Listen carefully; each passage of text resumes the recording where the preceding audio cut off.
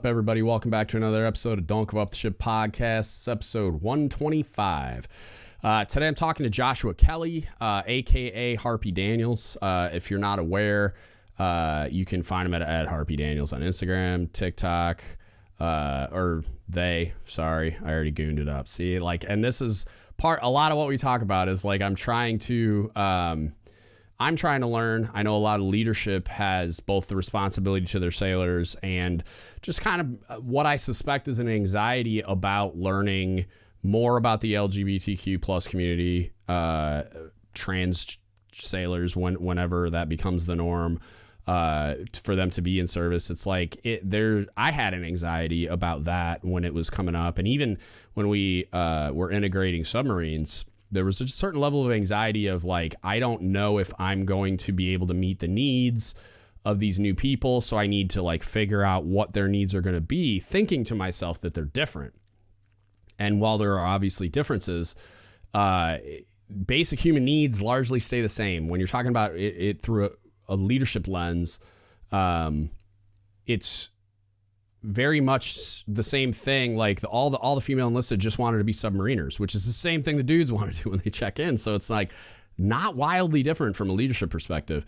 But there are things, right? Like the way we communicate with pronouns and stuff like that, which again, I'm still getting used to. I'm still learning.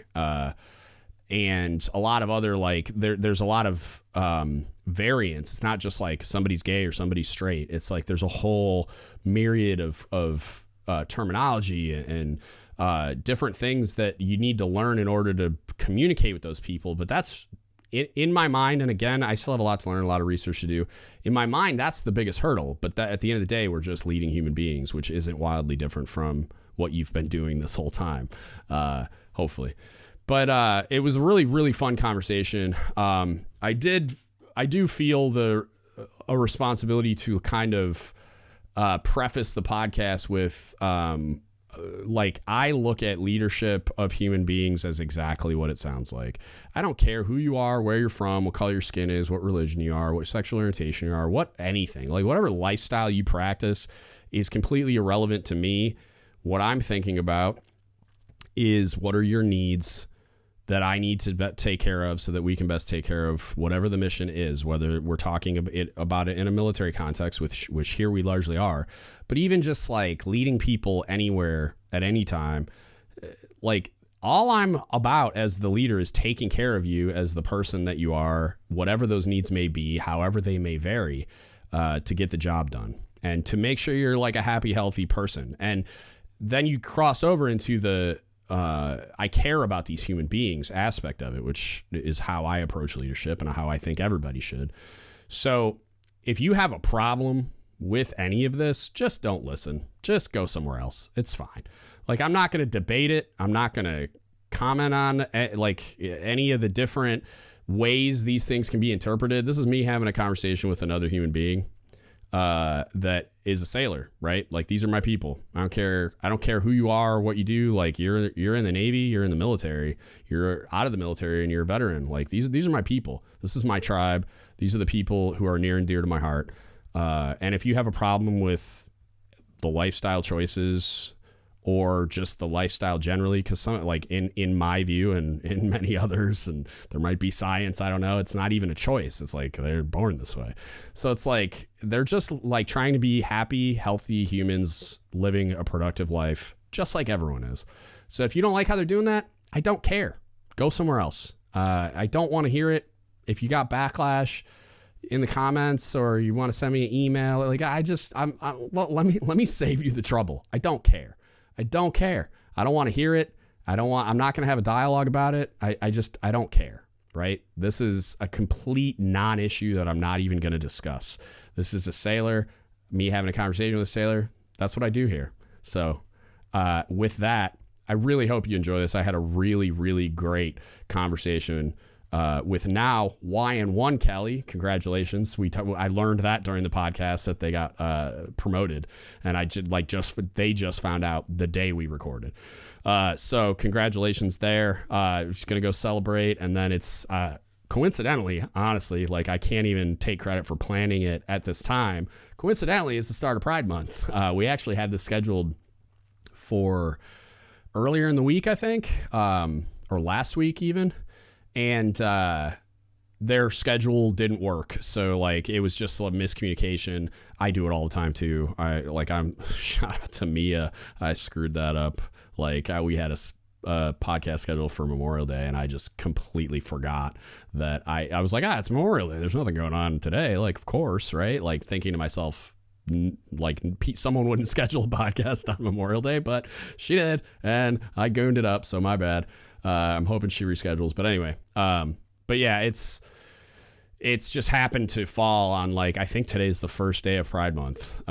So there you go. So it looks like I planned it. I didn't. I just wanted to talk to somebody that I thought was interesting. And yeah, I really hope you enjoy this. Check it out. To be somewhere. I have 2 hours blocked for you, but after that, okay. I have to go out and celebrate. Okay.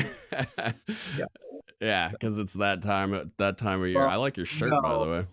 No, I made YN1. Oh, something else? Oh, yeah. Hell yeah. Congratulations. I had no idea. Did you get, are the regular results out or did you get mapped or something? I got a phone call today. I'm on leave. Nice. So called me today, so I have to celebrate. What a way to start the episode. I'm cursing too much because I'm pumped. That's awesome. Congratulations. Okay. That's amazing. Good for you. That's fucking lit. All right, YN1. Let's get to like we discussed before I started freaking out. We'll do your background in as much detail as you want to provide, and then we'll go from there. Sure. Well, my name's Joshua Kelly. I am a white Asian American. My father was from Japanese. I'm second born generation in. Your dad's a chief too. I seen that. I was totally scrolling and like that's cool. We'll talk about that too. Yeah. He retired in the Navy, 24 years senior chief. Was a career counselor, retired. So I come from a great background line. I currently serve 7 years now, and as we just spoke, I made YN1 today. Found out. That's awesome. I'll be frocked here in the next few days, so I'm excited. My Navy career, I did 3 years in Japan with forward deployed naval forces with VFA 115, the Eagles. We embarked on the Ronald Reagan during 3 Western Pacific deployments. And then I came here that was from 2016 to 2019. And then I came here from 2019 to now with the Warfare Center here in Virginia on Dam Neck. And it's shore duty, so it's a little bit more relaxed. I've just put in an MOSM package. I have 3 NAMs. I worked very hard to get Sailor of the Quarter, got Blue Jacket of the Year, all the stuff I'm supposed to do as a sailor, and then made rank, which is my last year. And then I'm actually now going to Spain, Rota, Spain here soon this year, and I'm going back to forward deployed naval forces. Yeah. Yes. I won't say what ship just because I'm not there yet. But I got a friend, a really good friend of mine is going to a destroyer in Rota as well. She just made senior chief. I'll tell you her name offline. I don't want to blow her up on a podcast, but I'll tell you offline too. Yeah. One of my favorite humans on this earth. She's amazing. Awesome. So you're going, God, Rota, Spain. I'm so jealous. Yep. So the friend I'm talking about is stationed in Naples. So she's going from shore duty in Naples to a ship in Rota. I'm like a hard life you have. I mean, it's hard to be on a ship anywhere, but still, it's like there's worse places to be. True. I spent my first 4 years on a submarine in Pearl Harbor, and I turned 21 there and was just single, no bills. It's a great place to be young and legal. It was a good time. So we talked a little before we started recording, but I'm hyper interested in the leadership implications for LGBTQ sailors. I've always had this theory, and we talked a little bit about it, but for the sake of the listeners and context, I'll repeat it. That my last deployment, we took female enlisted underway, and I always thought to myself, whenever that happened, because I knew it was coming, because of course it was, what needs would they have that the male sailors that I'm used to leading didn't have, or like how do they differ? What are the new challenges going to be, or whatever, so that I can be good at it? Because I like, that's always something that I have, this like preparedness complex where it's like I have to be as like prepared as I possibly can for everything. And if I undershoot that, I like doom cycle, like blame myself for it. So in my mind, I'm like really like anxious about this. Like I need to be as prepared as I possibly can be. I don't want to let these people down. But then when all these sailors came underway, it was like all they wanted to do was be submariners like everyone else. It was like they didn't want to be treated any differently. They're like, we want to earn it just like everyone else. We want to be part of the team just like everyone else. We want to get our dolphins like it. And I'm like, oh God, like this is so simple. It's like human beings have human needs. I meet those needs just like I do for everyone else. So when they started, because it was towards, I want to say I might have been on shore duty already. Oh, there we go. I lost your camera for a second.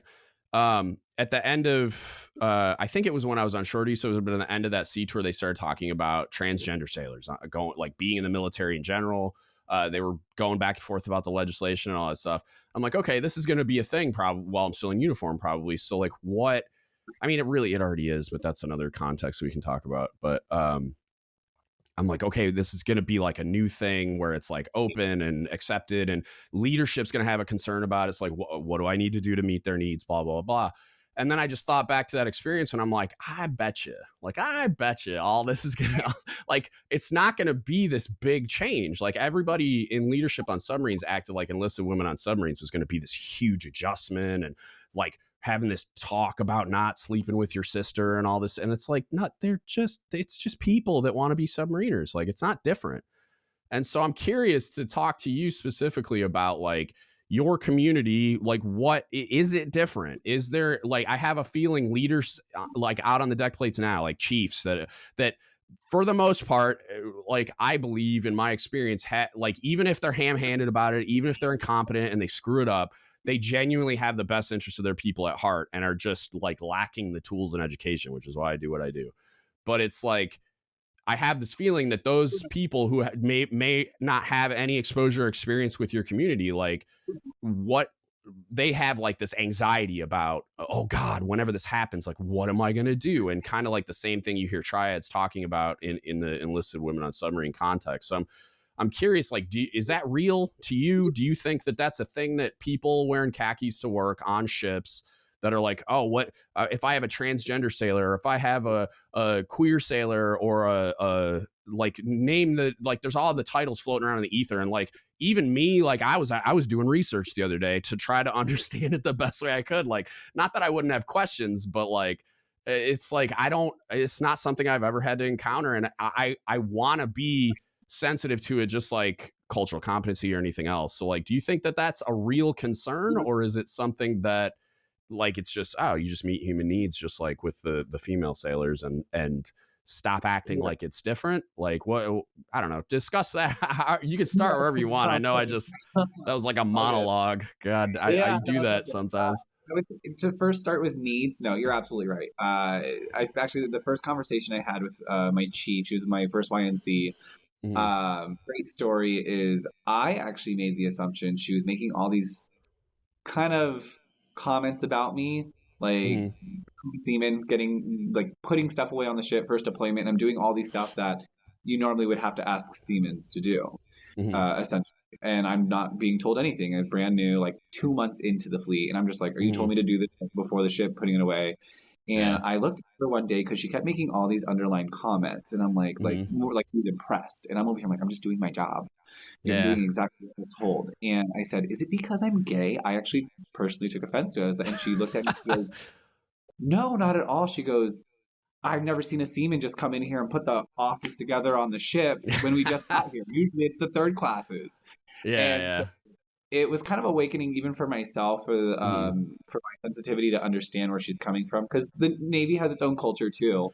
And you're absolutely right. We want to be treated. Queer people are the same as anybody else. There's nothing else. The only thing that I would say there, when it comes to sensitivity, is not having a bias. So like, for example, we all make jokes and comments in the military. I am notorious to call people out. I don't care who you are. I don't care what you are.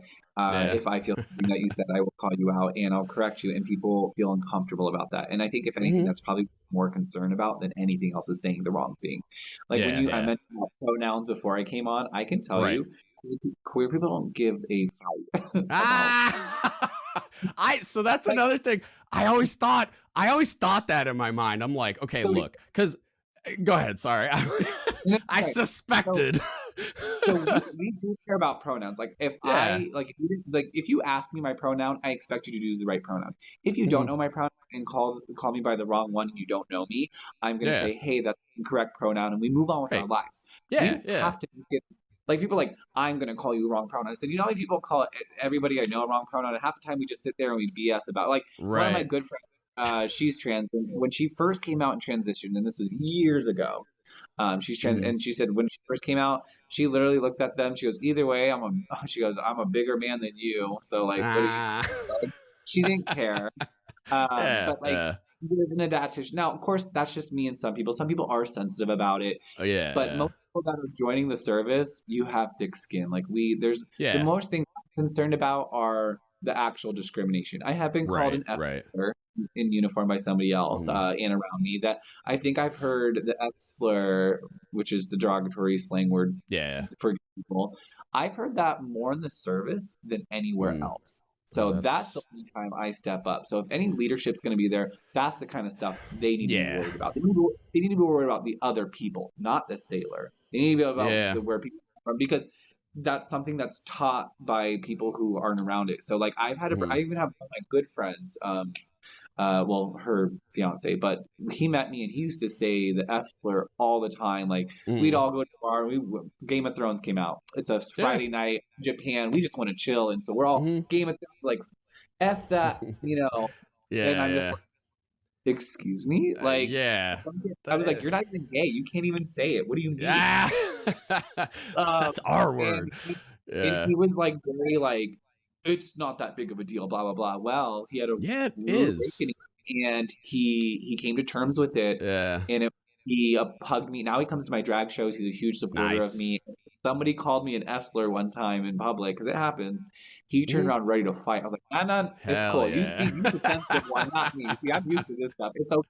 I was like, trust me. Like it grinds my gears, but I've been bullied since I was 14, since I came out. So like, I have skin. It's nothing new to me, but I can say I'm not a bystander to it. And I that's the one thing. If we're going to take anything, the discrimination, the underlying, and it doesn't have to be the F slur. There's underlying tones of microaggressions towards any oppressed group. And you mentioned females. Being feminine in the military to this day is still one of the biggest things seen as a weakness. I've had to prove so many people wrong through the stereotype stigma. So if anything they want to think about, just do your best to treat them as human beings, because we're regular people. But just do your best to understand your biases, and don't be offended if someone corrects your bias. Just say, oh, okay, I did not know that, and just literally move on. Don't make it a big deal. Just say, okay, and move on. That's it.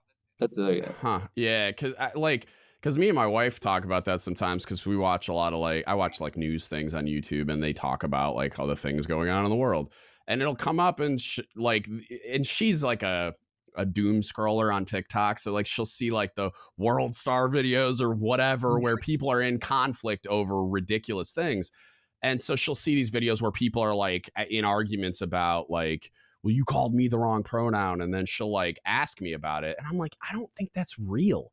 I don't think that's real life. I can't imagine a scenario where somebody that I actually knew and I was or even just normal people, if I encountered you before we were talking right now, and I did it wrong and you corrected me and you weren't a jerk about it, I'd be like, oh, my bad. But if you were aggressive about it and immediately went to 100, then I'm going to match your energy. But I'm not going to if I do, because it'd be like anything. If I forgot someone's name and was called him Bob instead of Bill, and they're like, oh, yeah, it's Bob actually. Oh, my bad. You know what I mean? And just move on with life. And so it's cool it's good to hear that for some, because I've never, again, and I imagine a lot of the leadership in the military is probably similar, because and correct me if I'm wrong, but are there still a lot of people out there that are trying to hide their identity in this way because they're worried about that kind of stuff? Yes and no. Yes. Okay. There's a lot of people have come out to me one-on-one. I mean, The stories are true. Like I can tell you, I know a lot more DL sailors than I know open sailors. That is a true fact. It's a very true Yeah. fact. Yeah, because But like I had a friend that like, and this, I mean, but this was forever ago. This was Don't Ask, Don't Tell military, and so like, and he was a buddy of ours that like hung out with us, a big group of dudes that we would all go out drinking, and we would get hammered, and he was like the group mom, like, and he would like take care of us, he'd make sure we got home safe, and like don't drink and drive, and all that kind of stuff. And then he got like accused of assaulting someone, and we're just like if he was that person, it would have happened to me before it ever happened to that kid. Like, you know what I mean? Like he had every opportunity to take advantage of all of us, and we just implicitly trusted him. And so like when that like kind of, but he was like he was, what would you, closeted, I guess. Like he was like hiding it, but like we all knew, and we're like, bro, like, dude, we all know, we don't care. Like, just be cool. Like, just be comfortable. Like, we all love you no matter what, man. And so like, that was something that I've always been curious about too, is like, because it's like nowadays it's a lot more accepted, and you don't have to worry about the military judging you, at least formally, right, with any kind of policy. So it's like, are there like, I always wondered if there was still a lot of people that were hiding it just from like social judgment. Yeah. Oh, absolutely. Yes. And I mean, I don't speak for everyone, so I will clear that. Like, 'cause I do want to just backtrack on Right. pronouns. Some people are sensitive about it, but for most people I've met, they're not. So, but I don't speak for everyone. There are some people, but 100%. To go to this with, yeah, there's a lot of closet people, and it's not because, so like, you think about it. Like, I've been very fortunate to come out at 14, right? Right. Let's say I didn't. Most people I'm from a small town. Like most people I know came out in their 20s. Well, most people came out of high school in their early teen, like 18, 19, late right? teens, yeah. So yeah, so if people are coming out in their 20s, they're in the service. So they're now going through this change of life. They may have been influenced to like get married because they've been around the social status of straight people, to basically like, for guys at least, because I've seen it. Yeah, man, bro, you know, all of this up, like talk their slang and all that, you know, cool. As you know, sorry. Yeah. And they might be encouraged to be like, oh, well, no one ever talks about gay stuff, so maybe like it's not okay. And they get in their head. So you think about it, for them, it's that moment for when they come out. That's why I never out people. It's never okay to out people. It's when they're ready, because for them in their head, they're dealing with every factor around them, everything possible will happen in their head. So they might get in, and then they might feel pressured because they may have seen their friends say something. That's why I don't like bias. Because now that they're said something, it's like, oh, now I can't come out because they're going to think of me like they think of that person. Or I've actually had queer people who were in the closet, and I've had someone who's closet say, you make us look bad. Because of who I am, and because now I fit some stereotype or some mold or something. And I said, that's not for me. I was like, and if someone's telling you that, or you feel that way, you need to internalize that yourself, not put it on me. Right. I do, it should not be affecting you. I'm me. That's what do it. what do they even mean by that? Like, what are you doing that would be making them look bad? Because I'm a drag queen and stuff, and on media, I portray a lot of stereotypes and stigmas when really they're not stereotypes or stigmas. It's just me and my life. Right. So because people look at me like, oh, there's that drag queen, high energy, fruit cup, feminine queen, yes, God, which I have the lingo. I mean, I'm a drag queen. Yeah. But it's not, you know, I'm an onion, like an onion. I have a lot of layers. And so people will make that assumption who are ignorant to LGBTQ plus people, because honestly, being on shore duty, I deal with more civilian people right now than any military member. Like, I live off base. I try my best not to go on base if I don't have to, you know, stuff like that. So they might be facing a lot of different things in their life. Plus, they may come from a religious background or a very conservative background.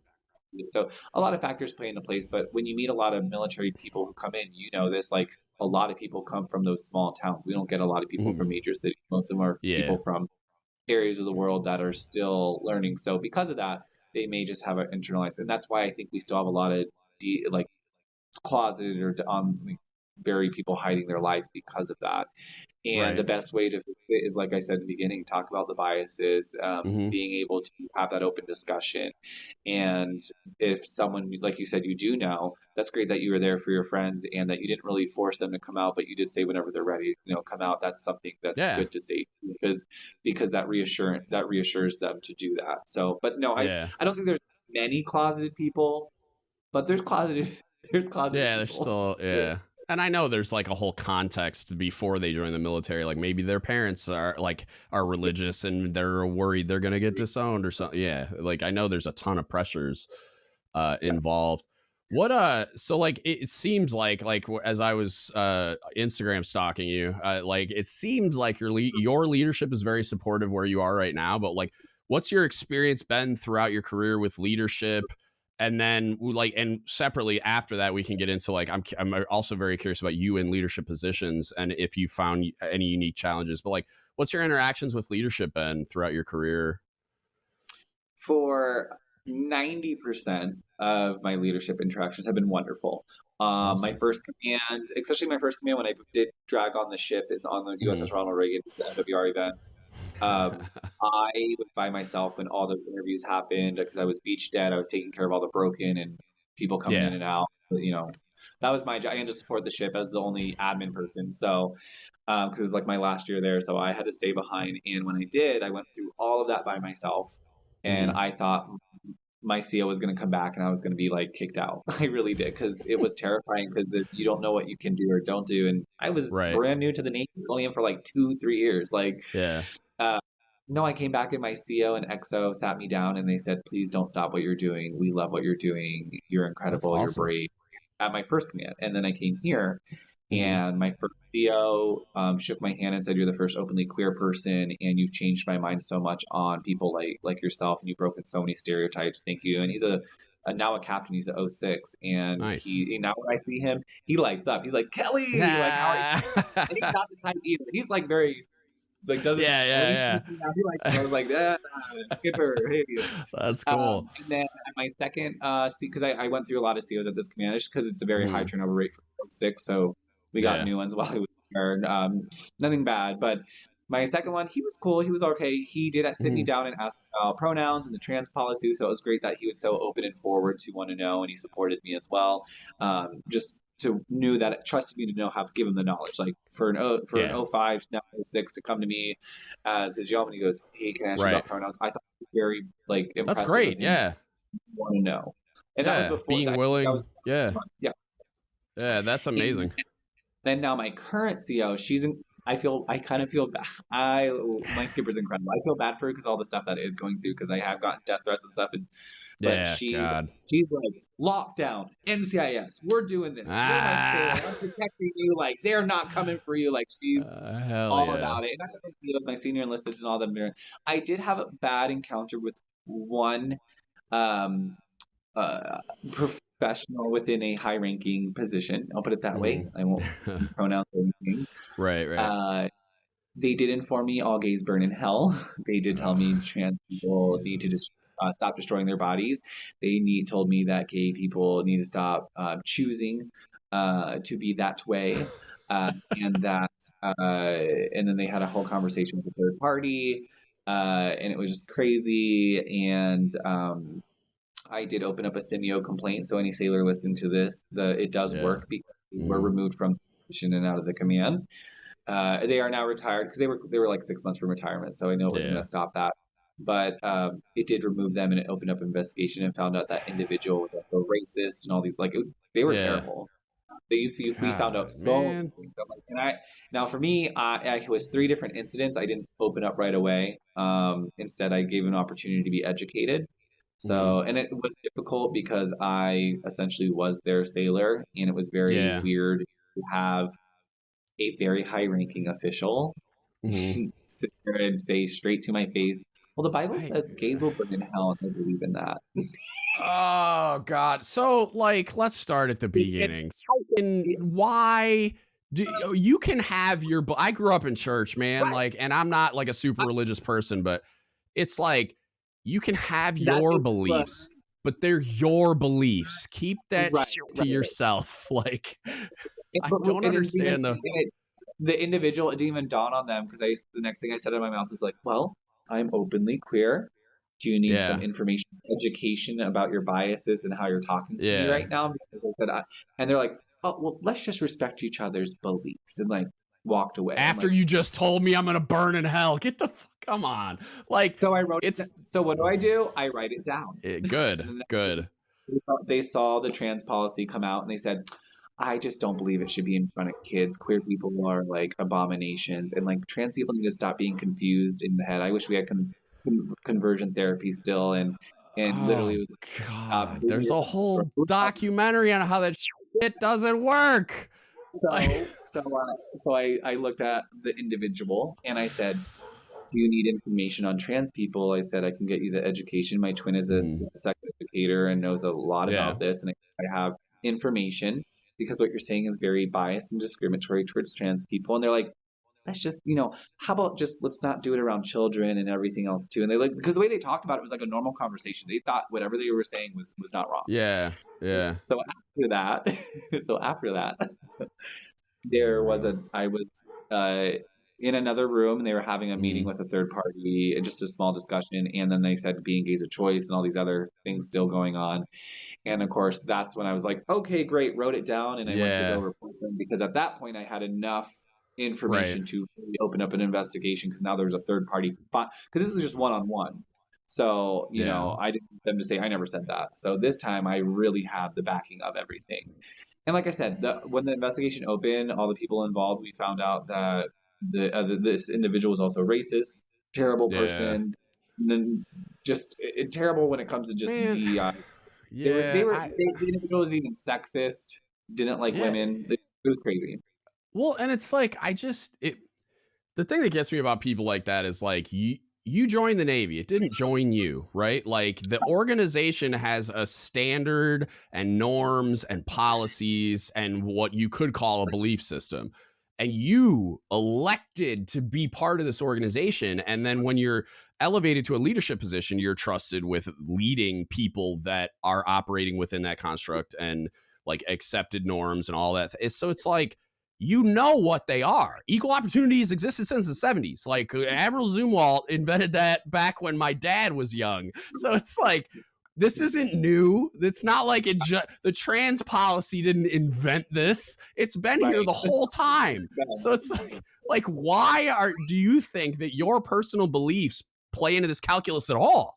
Like you join this organization, you get to support those like there were times where my COB, which is like a submarine CMC, like would come out with or the CO come out with some brain dead policy or decision. And it's like, I disagreed with it vocally inside the Chiefs mess, but then they put their foot down and make a decision. I'm not wearing the command pin, so I get to go do the thing. And like, I personally think it's a mistake, but unless I'm endangering my people, like, because I eventually, like, I'm going to disobey an unlawful order. Like, but it's like, if I just think it's going to make our lives unnecessarily painful, or I just think it's like inefficient or just dumb, like, and it's going to be unpopular with the crew and you're spending leadership capital, you don't have to. It's like, I will be very vocal and I will push back hard. But then when the decision's made, I have to like, okay, I guess this is what we're doing. Because for the same reasons, like I elected to be part of this organization. And while I have passionate beliefs about leadership and what the right and wrong way to do things are, I also understand that I'm just a part of this organization. And so it's like, I don't understand people that try to like project their personal beliefs on anyone ever, because you're not like, you don't get a vote in my belief system. But then also when you're part of this organization, like, you joined the Navy, it didn't join you. It's not going to change just because you don't like it. Like, that's not real. So just accept it and learn to work within that system or go home. And that's fine. Yeah. Like that individual did. But it got handled gracefully, and good. It was done. Like when it came out, like I said, at the time, the people in charge, they were furious. Like this, I had even my command above us, our ISIC, come to me directly, like, I had no idea any of this was happening. I'm so sorry. Like, because I worked directly with them as well. So no, people did not take this lightly at all. So that I think the positive out of it, because like I said, 90% was great. It was just that one. Well, but that one bad person can lead to some pretty horrific circumstances. Right, and it's like, thank God you're mature and strong in your beliefs and are like confident, because if you were someone else, that could have led to another suicide. And we're telling the same fucking story. And you know what I mean? And like, this shit's fresh. I don't know if you listen to that. that one I did recently, but like a sailor of mine, incompetent leaders, almost killed himself because they weren't taking his mental health, like cries for help to their face seriously. And I like But lost my shit because, yeah. but yeah, that could have ended very differently for a different person. So thank God. Yeah. So and so it got handled very well, and everyone Good. took it seriously. It went all the way up to our 3-star. So Good. I mean, even our 3-star was like, oh no, they Yeah. need to go. Like this. Yeah. So it turned out, not what I wanted, but it still the reflection Yeah. of the whole entire everyone else, the whole entire leadership in command here, simply showed that they really do have back and support. So Yeah. it's Good. been really very positive. Yeah, and I'm honestly impressed, like pleasantly surprised that that's the only like negative story you have, just based on. I mean, you can troll through Reddit or just talk to sailors, and it seems like more often than not, leadership interactions are negative, and then they have these stories about anomalies that they encountered, like a great leader that like helped them out in this way, or mentored them, or like made a big impact on them. So it's like I'm kind of shocked that like that you only have the one story and you've encountered such great leadership throughout. So But that's I amazing. have other stories, but this doesn't really involve leadership. It just involves my Yeah. experience as a whole. I mean, my twin came down to do because I'm mostly a civilian command. My twin Mhm. did come down to do a training because they are a MED PhD student, and they Okay. did a whole entire presentation for LGBT Pride Month on Nice. gender, sexual identity, so forth, so on, because Mhm. that's their studies. It was Mhm. incredible, and I was the moderator. And as the Yeah. moderator, because it was a live teens event, I had to read all the horrific comments about my own twin. Oh So don't get me wow. wrong, it's out there. I mean, talking about like who's the top, who's the bottom, why are you walking like you have a stick up your butt? F slur was thrown on there, and it's all anonymous. It was actually very. Mhm. That's probably the only time I think my senior enlisted hugged me because Yeah. she was crying because she was mad. Everyone was mad Yeah. because now for me, it's a normal day in my life. So Yeah. I told Jake, and Jake and I worked out, but it got worked out. There's an email that was sent out. Because of that, we no longer allow anonymous on our teams anymore. And it was only ours it was only Yeah. that one LGBT Pride Month. And then there was a time when somebody did take a screenshot of my social media during the Mhm. time of COVID, saying that I was out in public, and took all my Instagrams and sent it to my commanding officer and ISIC at the time. And Okay. I had to get investigated. I got that down, read my rights, all that stuff, because technically it went against the FRAGO orders that came out to say Oh, okay. Because you weren't quarantining or whatever. I'm Yeah, like, what that's were what you it, getting that's investigated for? Like, that's what it looked like. It was a 92 saying it went against the page 13, yada yada yada. So that's what it yeah, looked yeah, like. So I had to go in there and say, give them dates of like when HEPCON yeah. Charlie ended, HEPCON Bravo started, all of that. And I said, but it's my word against my word. This is all my social media. Yeah. But the email was it was, it was like, So, I'm Harpy Daniels. I'm above everybody. I'm a celebrity. Like it was disgusting. Like I'm like, oh, I uh, would never do this. And then, but the bottom had everyone's concern because it said, mm, for promotion or advancement, please check my social media. That's what everyone concern was, because it's like, oh no, this is targeting you for any like for your career. yeah. And so after it got said and done, the only thing they said is, well, technically you wore the wrong mask out, but we're not hitting you for that. We just hope you're Okay. okay. Yeah. Unfortunately, they couldn't find who sent the email, Yeah, of course. not because it was through Google. If Like, you need a warrant, it just wasn't needed. But I was talking to Mike about that the other day. I posted a bunch of clips of this podcast I did about that sailor that called me suicidal because I was like on fire. I was screaming into the microphone. And somebody commented on one of them, like, just it was like a troll account, and they were talking all this crap about like how basically calling like people that have mental health issues weak, and like all this yeah, other just hot garbage. And then like, so then this Ariana and Desiree, who are my CT1 homies, went into like CT mode and like found all this other crap, like aggregated all their posts on the internet. And it was very similar to the situation you described. Like they're just like bigot, like trolling with this anonymous account. And I like, the thing that got me was like, if you have all these strong opinions and you're going to go out there and tell everybody on the internet, like do it. Tell me to my face. Like, be out there, like, saying it. Otherwise, shut up. You're a coward. Like, everything you say is invalidated by your cowardice. Like, you don't have the like courage to put your face out there and name and stuff. Like, it was like a character from a movie. It was just like a completely fake account. And then he was like, the person was presenting as a Master Chief too. And then when the girls figured out who it was a second class at some random command, just being a troll. And you're just like what? Why? Just why? Like, if you're that, I don't know, like, start a meme account and go away. Like, just leave it alone, man. I don't understand. And I don't understand the need for like people who do stuff like that behind some anonymous like shield. It's like, just it's so ridiculous.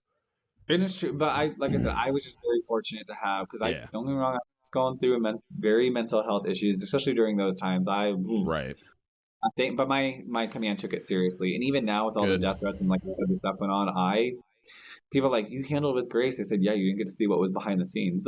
Yeah, that's like I was mad. Like, God didn't mean to do it, so. That's but like I have great support system. So yeah, Christina Durienzo, when that whole TikTok chief thing went viral, like, same thing. Like, she was getting death threats and like all this crazy stuff that like it was ridiculous. And there were like, for her, there were people like with their actual profiles as active duty chiefs coming at her sideways and getting in her DMs and saying stuff like that. Yeah. And I'm just like what the I don't understand, because those same people will say things like when somebody like takes their own life or somebody has mental, they'll like be all sympathetic and upset and act like it matters. But then when somebody attacks your identity as a chief, which, oh, by the way, that's not your identity, it's just a thing you do for a living, it's like you start freaking out and like and acting like it's some existential threat to you as a person, and then all the truth comes out and you start, it's like, what? Like, how? I'll never understand the motivations, because it's like what we do is hard enough already. Like, adding to it with any kind of stressor like that doesn't make any sense. And then knowing that, like, how hard it is, and like, because for that individual, I have no doubt that they've struggled through times where, you know, the stress and anxiety and, oh my God, I'm not, like, maybe they're not meeting the mark either. And their leadership is telling them that. It's like they've been in a place where their mental health was like teetering. And so to even add to another service member's stress in that kind of a way, it's like, to me, that's like a cardinal sin. It's so malicious in a way that like is hard to fathom. And I like, I don't know, like when I remember her telling me that on a podcast we did, and it was just like the way she laid it all out was horrific. And I'm just like, how? Like, how do those people exist? And how do you reconcile like, oh, she's a chief and she's part of the mess and she's one of the homies and all that. And then she does this thing on TikTok as a joke that, oh, by the way, she like scanned that past a group of female chiefs in like a Facebook group, and they were all like, oh my God, that's amazing, it's so funny. And then it just sat on TikTok for a few months before it just randomly went viral. And then now everybody wants her to kill herself. Like, what? It's disgusting. Like, most of my threats ironically came from veterans. Of course. Yeah. But it's like an attack on their identity. I had a lot of officers and a lot of chiefs, actually, veteran chiefs. Yeah. The ones who sent the threats. I mean, I had a retired YNC send me an email, and now he's a civilian worker. Mm-hmm. So he works for government, but civilian side. And he sent me an email to my work email. I was like, wow, this is crazy. So I was like, so the fact that you're willing to risk your life, like your work, like, that just was so much, and it got dealt with. It's dealt with, but okay, good. I'd have come for his head. We didn't let that.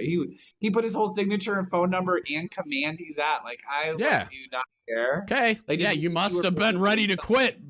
Like, right. You had a moment. Yeah, it's just crazy. So I've had warrant officers, but I will say that was just the threats and stuff. There was only probably, ironically, only 2 people who reached out that were active duty during this whole event, and they were, one was Army and one was Marines.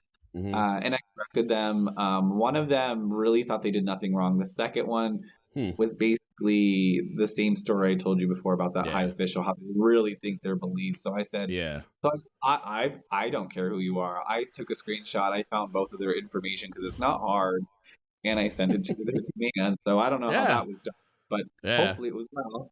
I didn't care. And then the only thing that really, I think out of all of it was that there was a national, National Guard?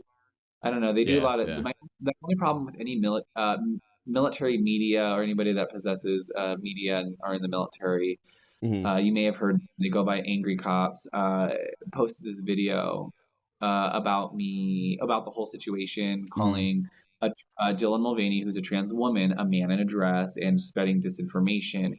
And it was very, what's the word? There's a specific word I'm looking for, but it was distasteful. It was spreading disinformation. It was spreading the propaganda towards conservative people who do want us killed and gone. And he had the audacity to reach out to me before even posting the video saying, hey, I'm going to make this video, post it, and I hope you find it funny or whatever. And I responded back. I said, I'm getting death threats, hate, discrimination, and you're thinking this joke, my life's not a joke here. People aren't a joke. Like, you really thought you did something. And then I blocked him after I said, because I said, I have zero tolerance anymore to be tolerable to anyone's ignorance. And then I watched the video, and the video was disgusting. Like, just because he put, I don't care what you do in your life. I'm like, you don't understand. To you, you're making a joke, but you literally just put a picture in people's heads saying, we are a joke, that you gave disinformation about drag queens, you gave disinformation about trans people, and you're now you're demonizing and using it for a joke, because even though you thought it was a joke because you're a National Guard member or whatever, you're in uniform, you show photos of you in uniform, you're basically showing all of. Now you're no longer taking away not just me, but as we said, all those other queer people that are out there, other people part of the LGBT community. What picture does that paint for them now? Does that make it okay now for other service members to come up to me and make fun of me for who I am? And it just goes down for more and more and more.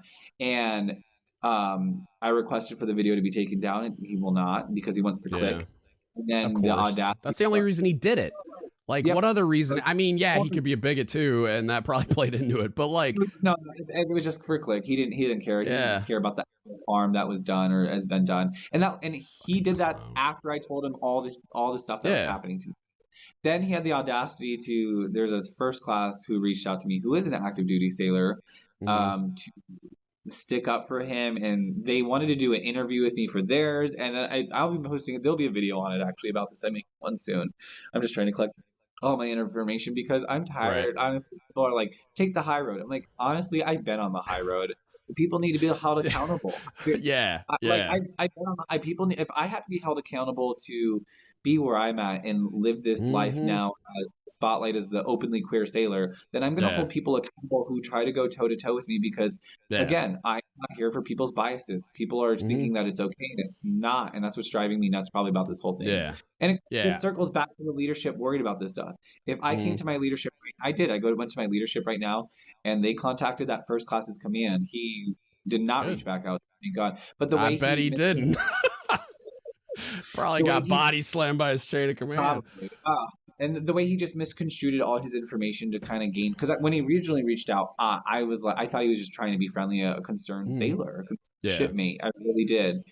Nope, he was like, it sounded like he was sticking up for angry cops, and then he got mad because I got mad. But I was like, bro, and then like it basically went like, hey, this was sent to you, and then he sent me a screenshot that angry cop sent me that I never got. So now I'm like, why are you getting involved? Like, why? This has nothing to do with you. So now I'm like, maybe he's with, like, my head, I'm like, like he's like a friend, he's trying to get information.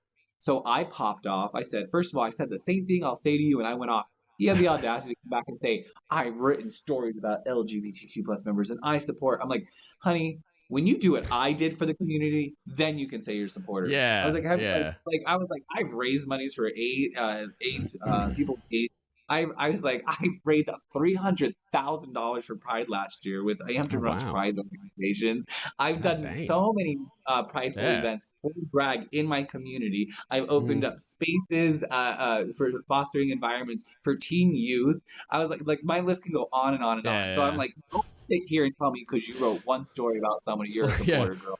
Like, I had a bye. gay So friend once. Like, right, I'm an yes, yeah. ally. Like, And then it circled it circled all the way back to the first class now being like, well, I was just trying to get a story on you. And yeah, so I was trying to see if you can now open up for an interview, but I see you're still upset about what like they keep saying like I'm upset. I'm like, I'm not upset. You're just not understanding where I'm coming from. You're yeah. not You listening just to don't what get I'm it. saying.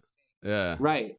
And so then when he went back and said he wanted to do an interview, I wrote, this is all off record, and I deleted all my comments because I was not about to take those to make an article, blog, or Yeah. whatever. And I screenshot everything. So that's what I'm going to make a post about. But it Mm. was now he might have had the intent to want to actually hear my side. That's Mm. fine. Why didn't you just say that from the beginning? You know what I mean? Yeah. Like, why? Like, I'm Well, just like, where was yeah. like, did you think about anything you were sending? Like, you didn't introduce yourself because when I went on, all I saw was his uniform, and I'm like, oh, Mm. this is a person. And I know who he is. He was not hard to find. I know exactly. I Yeah. know exactly command his UIC, his chain of CO. I know everything about him. Like right Yeah. now. Ironically, one of the sailors who I recently worked with knew him too. So I'm like, and they're Yeah. like, he's a good sailor. So I'm like, well, if he's a good sailor, why is Yeah. he? Then what was the point?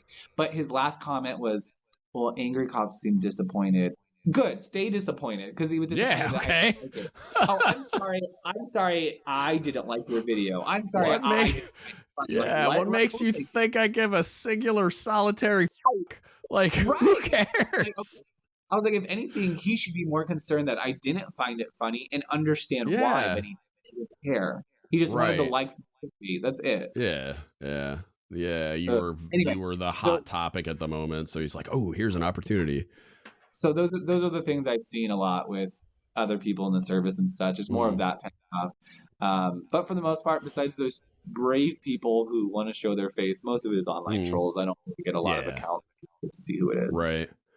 So let's talk about drag. I'm interested, like not in doing Okay. it, but like I would totally go to a show. I went to a show like, I mean, it's probably been like 18, 19 years. Like I vaguely remember it, but talk to me about like how does one get into drag? Like what's it about? What do you do? Cause like I've read about it and like I have that vague memory and that's the extent of my resume. So like talk to us about like what it is, why you do it, how you got into it, and like what's the goal? Like what does it give to you to do what you do? Well, drag is nothing but performing arts. That's all it Mm-hmm. is. And I think first let's reflect on media where everyone that doesn't know drag can relate. I mean, you have Mm-hmm. all the Tyler Perry franchise. We all love Robin Williams, the Mm-hmm. beautiful Yeah, movie. yeah, Miss Doubtfire. Yeah, It's a great Tootsie movie. came out. I mean, like, even Bugs Bunny and SpongeBob's done Mm-hmm. drag. I mean, Yeah. you know, you think about even actually growing up, I was looking at a lot of kids show growing up. There's always Mm-hmm. one episode in most of the shows that we grew up Yeah. as kids where they did some form of cross dressing or drag Right. because they found it fun. They found it as entertainment. Mm-hmm. So let's paint that picture first for anyone who doesn't know drag and go into Yeah. and dive into drag now. Drag is simply the same thing, but it's been culturalized for a lot of different things. A lot of the trans community and ballroom scenes really created drag to start with. Mm-hmm. The ballroom scene very, I don't know it that well, but it's very self-expression through dance, through Vogue, through design outfits, and it gets really into theater. It's really honestly, drag is nothing but a personal art of theater. Mm-hmm. You can take a character, you can take a dance entertainment, you can take fashion, you can take any of these sorts and create it into your own self-expression. What that self-expression is what you want it to be. I Mm-hmm. mean, if you think about it before drag really became mainstream, like I'm talking about for RuPaul, a lot of the times you Yeah. went to Vegas, the person you saw impersonating a celebrity was a drag queen, or you also saw the pageant scene as well over the ballroom scene, and there was pageant scenes since the 70s, maybe even further than that. Oh, I was just Googling, like there was a vibrant drag scene in the late 1800s, early 1900s. There we go. Like, yeah, like they were a former slave was doing like these I forget what they called them. It was like parties where like a bunch of like-minded people would come together and they would all be doing drag. And it's like, so I'm like, damn. It's been around it's just forever. entertaining, and it's because it's a costume, it's a piece, it's an art. Yeah. So now what drag is today is simply the same thing, but it's been a lot more media on the media and formed into a lot of people. Really, like, people look at me and be like, "You're confused because you're gender," and I'm like, "Because I know I dress as a woman and I look hot as a woman. Thank you." Right. But I don't even see it as I'm a woman. I see it as I'm an entertainer. You know, this is my Mrs. Doubtfire. This is my Tyler Perry. This is my character. And that's cool. What most drag Tyler is. Perry does Medea. You don't even think about that. Like, it's a man dressed up as a woman, but like in my head, I don't think drag when I like, but it is like, it's exactly the same thing. They're just put it in a motion picture. So like, So, you know, we lip sync. I mean, I just did. Do you ever see a movie, a show, Big Mouth? I've seen like parts of episodes. Yeah. I literally just did a whole entire Connie from the Hormone Monster at one of my shows. Like, those are I just do character. I have fun with it, and that's the point. You want to call me a man in a dress? That's honestly the fun part about it sometimes too. Is that you're right. I'm dressing up opposite, but that's essentially, and that's not all drag. There's different variations. You know, like I said, some people do it for the pageantry, to live in advocacy. For me, I do it for the advocacy. I do it for the entertainment. I do it for, honestly, self-expression, and to kind of release a piece of me that I can't. Like, when I was in the military, when I first joined, I mean, I did drag before the military. I started drag in 2013. But when I joined in 2016, I had to stop for like a good year to just learn the Navy and kind of figure life out. So when I first did drag and I performed on the ship, that was my first time ever to do drag and perform again in almost a year and a half. And it felt incredible to do it. And I found my confidence. I found, I'm that bitch again. Like, I really did. And that's the whole point of drag. Like, people who complain about drag and all this, are like, not around kids and stuff. I said, well, first of all, drag is that you can't put drag into one specific, and I say this, you can't put drag into entertainment in one specific category. There's different variations, which is why I said in the beginning, I brought up all these entertaining shows that we see on TV today that do drag. You know, people think we're like sexualizing anything. So the only shows you ever see sexualized when it comes to drag queens is a night show when it's 21 and up. Yeah, I would think. We all go. It's not like they like villainize you by like creating this idea that if a child is brought to that show, that like somehow because you're all evil, you're gonna do well, let's corrupt these kids, and it's like, no, they're like regular people that are doing a performing art. Like, they're not gonna do things in front of small children that are gonna not be appropriate. Like, they have brains and the ability to reason. Like, they're not like acting like it's like the evil empire or something. Well, I won't. There's always like one or two queens that don't think are like, I'm more cautious. So when we do shows, we put out in group chats like, you can't do this. Like, we tell people now, like, when I host my shows, this is what you can do, and that's it. Like, and that's just for, no one can say, well, I didn't know. But most queens, majority of us are like, we're aware of our target audience. We're aware where we're going. Like, for me, I performed at Busch Gardens last year, and it was a G-rated show, like a G-rated. I cover up. I couldn't even so we wear like hip paddings and stuff, and it takes a minute. And then we had to wear black leggings or a colored form of leggings or something to just cover our body. And so I did. I literally did Hannah Montana and Miley Cyrus, and I did a Stranger Things mix because Stranger Things was new, and it was season 4. These kids freaked out when all I did was a cartwheel and jump off a bar into a split. That was it. They were running around. They wanted high fives. They were like, this is a pop star. She's so cool. They think you're singing the right song and you're not, like. And they left. And that's what I love the most. Everybody that I ever see come to a drag show, the joy, the happiness. I see people smiling. I have people coming up, hugging me, saying they're my hero. And I'm like, I didn't do anything. They're leaving with Yeah. confidence. They're leaving with more love in their hearts. And that's what Mhm. drag's all about. And that's why, like, people who complain about drag, I'm like, well, one, did you go see a bad drag show? Because I do believe not. Yeah. I was like, Or did there's you? bad drag shows. But Yeah.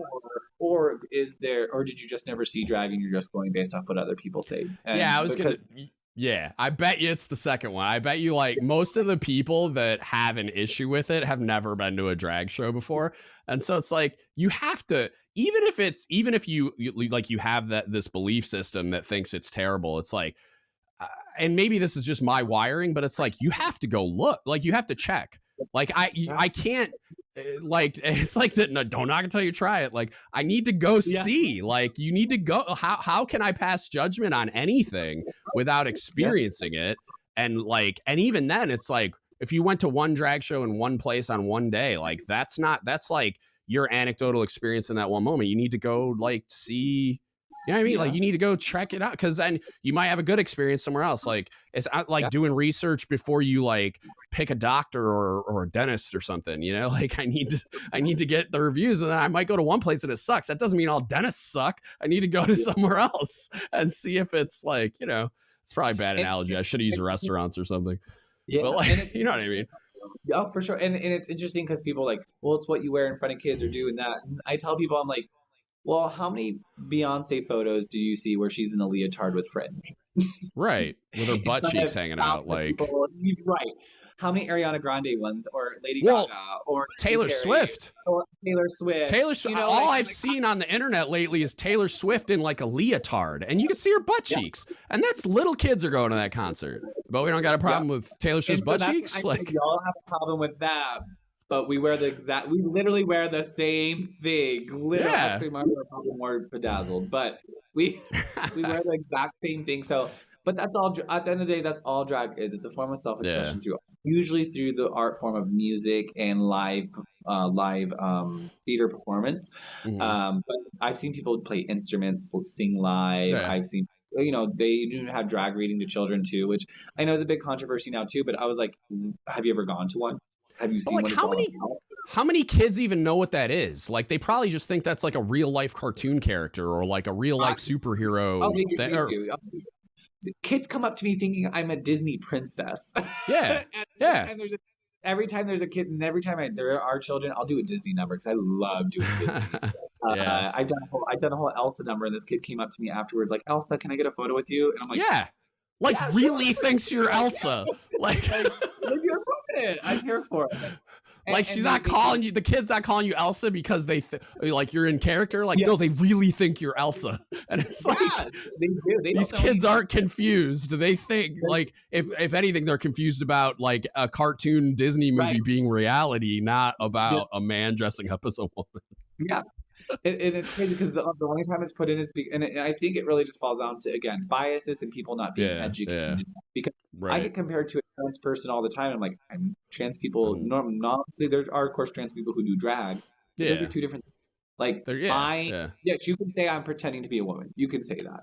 But a trans person is not pretending to be a man or a woman. They're simply a man who's either a man trapped in a woman's body or vice versa into a woman into a man's body. And, you know, and there's even trans people who are also non-binary too, and they don't agree with their body. They don't want to be. But my thing is about, especially when it comes to trans people, I always say this too, when people start bringing up, they're confused and stuff. I said, well, of course, I won't deny. I'm sure there's some dysmorphia going on and body dysmorphia going on. But what, and even if they want to change, if anybody even wants to change their body, who's that for somebody else to say? Because don't people get breasts? Don't people get what is it? Some of these keyboard cowboys probably got breasts, and it's like, calm down, bro. Like, what are you talking about?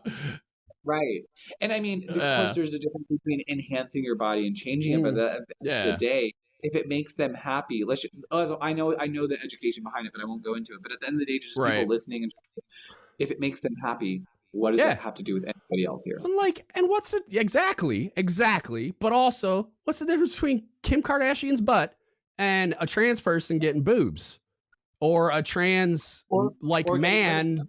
You're getting rid of, getting rid of them. It's like, why do you care? It's not affecting you at all. And I don't understand like anything that happens. Cause like, for instance, like I'm a Second Amendment guy, like, and I'm not like a zealot or anything, but like, I believe in the idea and like why it exists and all this other stuff. So like, but I'm not like gonna like freak out and be like, they're trying to get our guns. And it's like, all the craziness. And I'm also not going to go the other way and like argue with people that think there shouldn't be guns. It's like, it's in the Constitution. We are where we are. And it's like, I'm not trying to project my belief system onto other people. Like everybody should have an AR-15 in their gun safe. Like, do I think it's a good idea? Yeah. But I think of like my gun safe, like a fire extinguisher. Like I have it in case I need it. And it's like that. And like we could go down that rabbit hole, but that's not really what we're doing here. So like me believing that the Second Amendment is a great thing and that believing that like gun rights are great and that me having the ability to own a firearm is great has nothing to do with your beliefs. Like I don't care. Like if you think guns should be deleted from the face of the earth. Okay. Like we can talk about it and like, I'll still be cool with you afterwards. And like, that's another thing, like in the world we live in nowadays where everything's so polarized and everything appears at least to be so like full of vitriol and conflict. I'm like, I don't get it. Like, why can't we just talk about it? Like, and then be cool afterwards. And then I'll come to the drag show and we'll hang out. Like, it blows my mind when people try to project their belief systems onto yours, whether it's through like actually trying to do it like you described earlier, or even just like passing judgment on somebody from afar through the lens of their own belief system. It's like, why? They're living their best life and they're happy. They would be miserable living your life, but you're not. And that's cool too. Like, so just why can't everybody just do what makes them happy? Like, and that's like the best thing, like just to circle back onto drag, so full thought through, like everyone low-key does drag. It's just, how do you see drag? Drag, of course, is drag, and what I mean by that is, well, if you want to see as drag as putting on a character or a person or a persona or whatever, we put on uniforms. I have to go be now YN1. That's drag. You play sports. You're putting on a uniform. You're going out. You're going to play sports. That's drag. You want to be a dancer, an actor, singer. That's drag. I mean, when you really think about it, there's a lot to just really break down, because at the end of the day, that's all it is you're playing a character. But in drag is for entertainment. Like I'm not Harpy Daniels 24/7. I don't have the energy for that. Like, but that's essentially, as you're saying, like all it is that people, like I said, I think like when it comes to drag, people need to have that open discussion and understand it. And even if you don't understand it, I even told somebody, if drag queens are really harming anybody in this sense, not to go down this rabbit hole, but if anybody was harming drag queens in a sense, I wouldn't do it. Why would I want to be part of it? Because that's not who I am. Right. So have you ever done any research on like crossing the line ceremonies and stuff? Or like we would do stuff for like halfway night on deployment too, where I'm a shellback. I definitely changed. But my dad retired in '96, and he told me I think my dad got second place in his beauty pageant. There was like grown men making G-strings out of duct tape and putting mop heads on their head and acting like they're in drag, and like, you took part in this. Like, that was something that like the same ones who get mad. The same dude is probably behind his keyboard going, these fucking drag queens. And it's like, I got pictures of you, bro. Like, I got pictures. I got receipts. It's so ridiculous. So how did you get into it? Like, that was something I was curious about too, is like, what was your like draw to it, and how did you get into it and like become part of the community? So 2013, so when I was 16 years old, it was 2011, 2010, something like that. And it was in high school still. RuPaul's Drag Race came on season 2, and Logo on DirecTV. Had no idea what it was, and I didn't know Logo was a gay network either. I'm just like, oh, Logo. I've never even heard of Logo. Right, like I'm 16 years old. I'm just going through the new DirecTV channel, so I saw at first these women standing, talking to the judges. I'm like, ooh, is this like a pageant or something? Because I love America's Next Top Model. So I was like, maybe this is something of the sort. then all of a sudden these men started talking over and like doing these like reality voiceovers and shit, like talking about their experience. I'm like, Yeah. who the fuck are these? Like, who are these people? Well, then I find out like they're like, it's like RuPaul's Drag Race. So I was like, what is drag? And Yeah. it showed me what drag was, and everything in my life just fell in place because I loved makeup, I loved theater, I loved acting, I loved just giving. Okay. I'm an entertainer at heart. I'm an influencer at heart. Yeah. And it clicked. And so at 16, from 16 to 19, I practiced splits. I remember I worked at Kmart at 18, and at night I would put on these plastic bags and like make a small dress out of it because it was nice. I worked nobody. It was after I was in yeah. The store's closed, and you're just I'm like, do I look good or what, people? And we had it like everyone was really fun. And then finally, like 19 came, and I went to a university. My partner at the time took me, and it was a university show with 2 professional drag queens, and I sat in the back, some ignorant little fruity patootie, think she knows everything person. Hated myself when I was younger. But I remember sitting there and I said, I can do better than this. And it's an amateur show. And the too. rest is history. Right. Like these are just and I went to the back. I asked one of the queens to paint me. They did a 20-minute paint. And I borrowed a dress and heels, performed, and I never stopped after that. Instead, I found a drag mother. They taught makeup, and I just took the time to practice, and that's who I am. Yeah. That's awesome. I can do better than this. I did. I was ignorant. I was so mean. I was so ignorant. Like, I was like, I can do better than that. And I got standing up. Wow. We have like the same origin story because that was me as like a second class looking at my chief going, I can do better than this. Like, this guy's a clown. And then like I got in an LPO position and had like a meltdown because I regressed back to my lowest form of training, which was essentially nothing. And I was becoming what I hated in leadership. And so I had this like crisis and like this existential crisis and had to like completely reform who I was as a leader so that when I did make chief, I wasn't a horrific chief for the sailors I was leading. And so like, and then now like I'm doing this, like I'm like, that's all I do. I'm obsessed with leadership and psychology and how people work. And, so yeah, that's hilarious. like I could do better than this. Yeah, so like, good. I feel like I rediscovered my drag once the whole Navy drag thing came out. Yeah. That's when I re-sculpted and revamped Harpy Daniels again and made who she is. So what was and again, like we don't, like I do want to talk about it because you mentioned that it was a valid thing before we started, but like the whole like controversy thing that happened with, because I'm not even like, I scrolled through some of the headlines of like some of the, because I mean, this was like national news. I didn't even realize it. And my wife found some stuff because she's 10 years younger than me. She's a little more adept at the internet than I am. And so she found some stuff too on like TikTok. I don't know who the angry cop person is, but like she found something on TikTok that was that style of a like takedown of like who you are and what you do and just like like some ridiculously ignorant critique. But it's like how did all that happen? And like, because I know the Navy Digital Ambassador pilot program was part of it, but like how did all that unfold and what was it all about in the first place? Because Mike was basically telling me the critique that they brought you on for a recruiting drive was complete BS, and that wasn't even what was happening. That is correct. Yes. We never talked about recruiting when we did this. Our job was to, now I'm sure recruiting played a piece, but that we weren't there to like come join the Navy today. Right. It was mostly to be a visualization to see like, for me, oh, that person's queer. Oh, they do drag. Oh, that's so cool. Like I don't do this or that, but I can relate as a queer person. Maybe I should look into the Navy. I never thought about it. Let me look. It was supposed to be like an eye catcher to be like, hey, awareness. Like I can do drag while I'm in the military. Like what? Like being an ambassador, and our job is to speak highly of what we do, sculpt a story. I mean, my story was already there. I just, when it came out, all I did was increase, honestly, more military stuff on my page and talk about leadership. And that wasn't just for people outside of the demographics. It was also sailors in. It was supposed to encourage them that, like, this is a second-class sailor at the time. This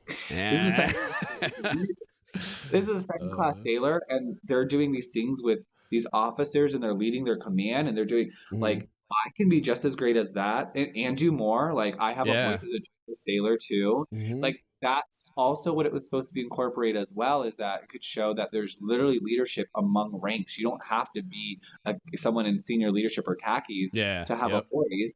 You can be a second class, you can be a third class, you can even be a Yeah. seaman. That's the whole point of the culture of excellence that the Navy's trying to do. So that was also our Mm-hmm. point of view, as well as doing it and really hype up on DEI work as well. Yeah. Because at the end of the day, we really picked a diverse group of demographics. So we never discussed recruiting, but Right. I'm sure maybe recruiting played a piece that we wanted people to like check out, but it wasn't necessarily our sole purpose. Our sole purpose was just a demographic. My demographic was the LGBTQ plus community. Yeah. And so when the original article from Daily Caller came out, it mentioned the 5 of us, but what's clickbait? Again, that's all it is for clicks and likes. And it did exactly what they wanted to do. It got people like drag queen, Navy again, even though I'm like, this isn't new, but okay. And so it just was a point, and I felt bad because that's why I made that video you probably saw, calling out all the other Navy digital ambassadors, and I asked them before if I could drop their name, and it was simply because this is why I tell people they're homophobic. I do, is because if you read, it says 5 Navy digital ambassadors. The headshot shouldn't have said drag queen recruiting. It should have said 5 digital ambassadors, show a photo of all of us, and then talk about our story. They did not do that. That would have been more like, that's the program. Nope, they just want. So I don't know who the conversation is with. I don't know the anonymous people or where they got the information from. They didn't interview me.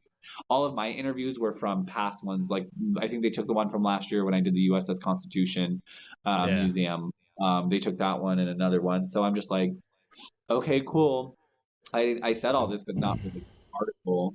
And Lieutenant Travis also, she was mentioned in the first one, but after that, the extreme conservatives got a hold of it.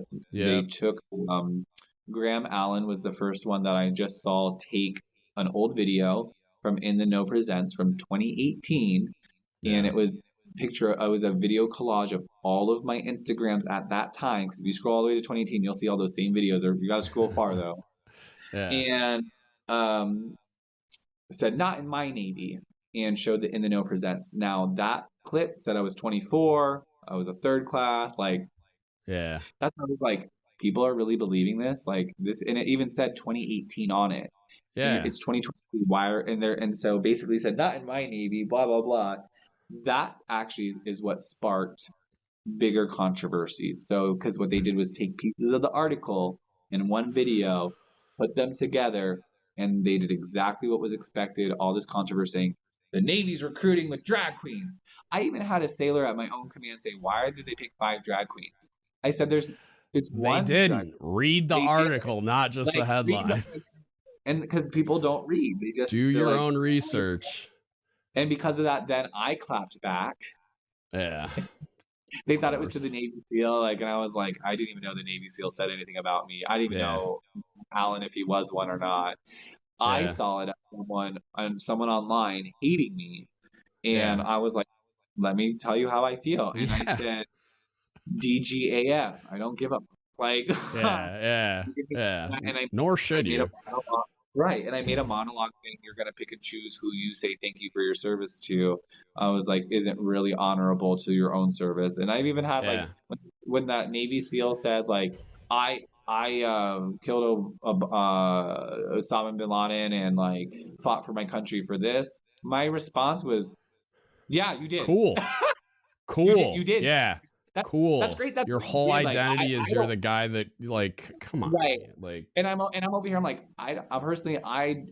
for me, I couldn't kill someone. Like I could kill someone if I had to, like, you know, whatever vagina. I personally, good for you. I didn't sign up for the Navy to do that. I'm glad you did. Great for you. But that doesn't diminish myself or any of the other branches or the work that's being done.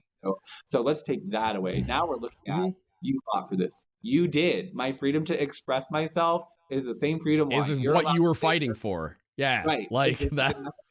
Yeah. And that's why with my interview with News Nations, I said, well, that's okay. They can hate me because that's their right and freedom to express that, because it's true.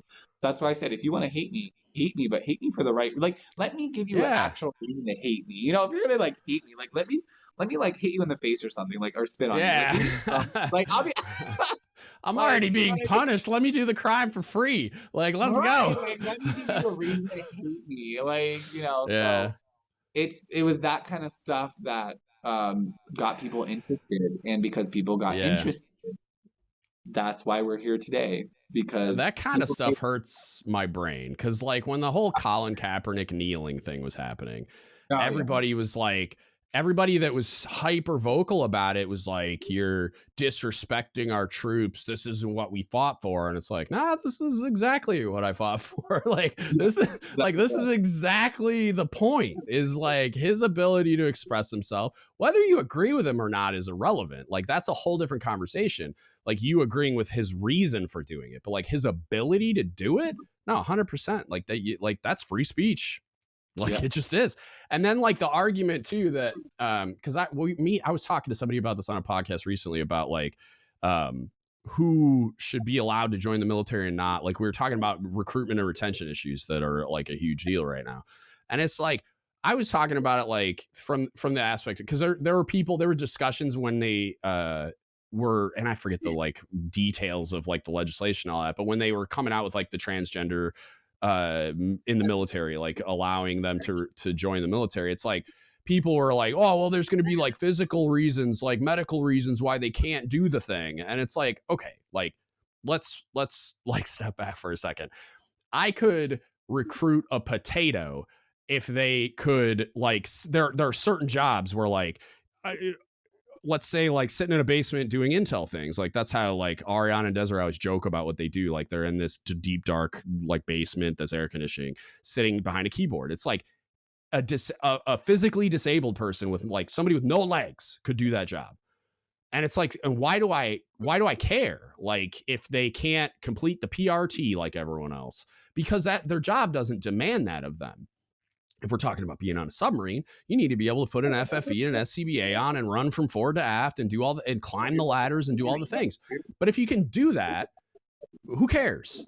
Like as long as you have the physical ability to do the thing that the mission demands, which sometimes the mission demands you sitting in a chair and putting on headphones, or you like yours is a very administratively heavy job. So if you like, there are people that, okay, maybe they couldn't do it on a ship, but they could do it at a short command.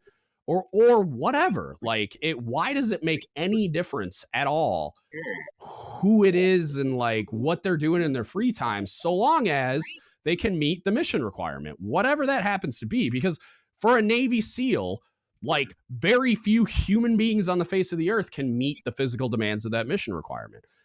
Okay. Like, it's like, what difference does it make? So you could say like transgender people can do anything in the military. Like if there's a transgender person that can get through buds, good. Like good for you. Like not go do it. And it's like, don't change the standards or anything. But like if there's a woman that gets through buds, like I've met some women, like I used to do CrossFit for like 6 years. I've met some women that might be able to get through buds. But like if you can do it and you can meet the mission requirements, who cares? Like, why do you care if they're meeting the mission requirements? And that was the same thing for like enlisted women on submarines. And then when we started talking about the transgender thing, and that was like the realization I had in my head, I was like, if they can come down here and they can do the damn thing, what difference does it make? And my cousin was a journalism student, and she asked me when they first came out with the policy to integrate submarines, she asked me about it. Like, hey, how do you feel about this? I was like, I don't like, if they come down to the ship and they earn their fish just like everybody else, I'll trust him with my life. Like, I don't care. It's a person doing the thing. As long as you're a submariner and you do it the same way I did it, like, and not like me as an individual, just like you go through the same process and earn your dolphins just like everyone else, you're a submariner. You're not a woman on a submarine. You're a submariner. I don't care. Like, and you're part of the tribe. Like, come do the damn thing. And I'd feel that way about anybody. And so like, I don't know why people color their analysis with like, oh, but they do this thing in their free time that I don't like, or whatever, or I don't like who they sleep with in their privacy of their own home. Like, why is that in your mind at all? Like, why do you even care? It blows my mind. And that, well, like, I always low key in the back of my mind, I'm thinking like, well, if so much of your mind, so much of your thought process is occupied with this, maybe you're curious. Like maybe like why is this like dominating your thought process? It's been proven. I mean, not to bring up anything, just what's happening in the media. I know you've probably seen stuff on Target right now with Pride Month right now, and there was a guy who I heard something about Target, but I have no idea what happened. I don't know the full details, but let me say this first. Target got death threats because bigots were coming into some Targets threatening, saying, "Why is all this pride up? It's in our." There's people that say like, "Stop throwing it in your face. We're not throwing it in yours." And I'm like, well, that's the thing. The queer community's been oppressed the queer community's been oppressed for so much. First of all, we didn't ask Target or any of these organizations to slap a ring on. However, they're just showing they just want money because they know I was gonna say this is capitalism, bro. Right. This is not capitalism. We know it's capitalism, and Target is proof of that, and is one of the proofs of that. And then I said, second, it's Pride Month. I was like, actually, just during Black History Month in February, I actually went to Target and they had a whole section for Black History Month, and they had AAPI Month. These organizations are trying to be diversified and show support for diverse groups of people within America or wherever they do it. So I was like, when Pride Month came, you're going to see rainbows and stuff. No one said go buy it. No one said you had to go over there. Like no one's saying like, take this, put it in your bag and give me your credit card. Swipe. No one's doing that. If you don't want to see it, then you know what, like, I was like, then don't walk through it. I was like, I don't know what else don't go to Target. Right. Like, don't go, man. I don't know. So there are people who are threatening, like in some of the stores, there are the people that work there and stuff. And some guy took down like the rainbow and started smashing it. And like the person had to step in.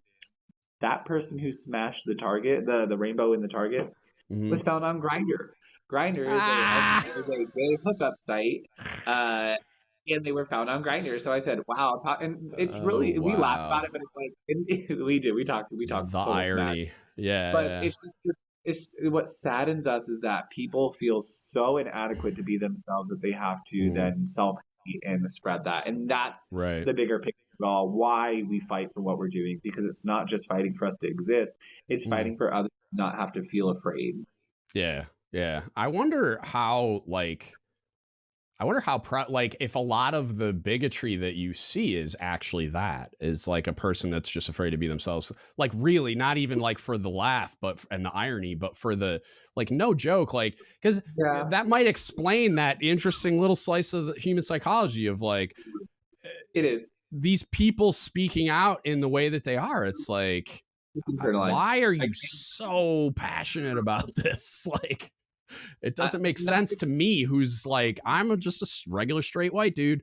And like, I don't think about it at all. Like, I don't care. Like, I want you to live your best life and be happy just like I want to do that. And I want that for all the people. It's internalized through my experience.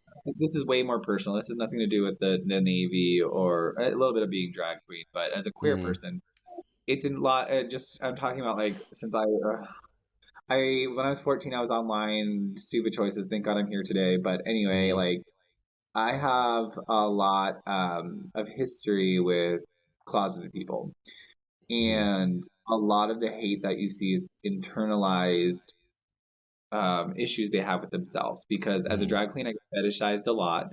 Yeah. And I tell people, I'm like, well, what's on your browser history? Because it sounds like that's why you're mad. It really is. And it's a lot of the issues is because 9 times out of 10, the person that's hating or whatever, that is internalizing some emotion or feeling that they either like it or we're told to hate this, but want to like it and can't. And a lot of that, in my experience, is due to, for me, just me, myself, and I, is because they find it attractive. And they don't know how to understand that without feeling then bad on themselves. Okay. And for me, that's why I said, well, then talk about it. Like, I've had people come up to me, like I said, a lot of DL sailors, I've had plenty come up to me and say, like, I find you attractive, this is wrong, blah, blah, blah.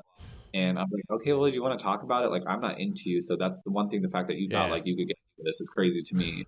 But second, like, I tell them, like, well, do you want to talk about it at least? Like, we can go through it. I'm very open. I'm very non-judgmental when it comes to this on a real serious note. So like, but the same people that I have seen come to me the next day will treat me like trash or ignore me or whatever it is. I had So somebody actually bizarre. at this command. We're not in the same command, but he contacted me. He's like, "Hi, how are you?" Like I'm closeted, but like I find you attractive. Great. Saw him at the gym. I saw him, and I went up, said hello. He goes, "Hey," like scared out of his mind.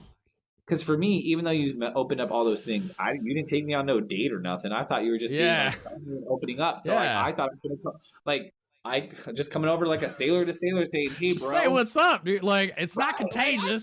I'm not hitting on you. Like, I'm just saying hi. How are you? Like, But it's just so much this fear in their head yeah.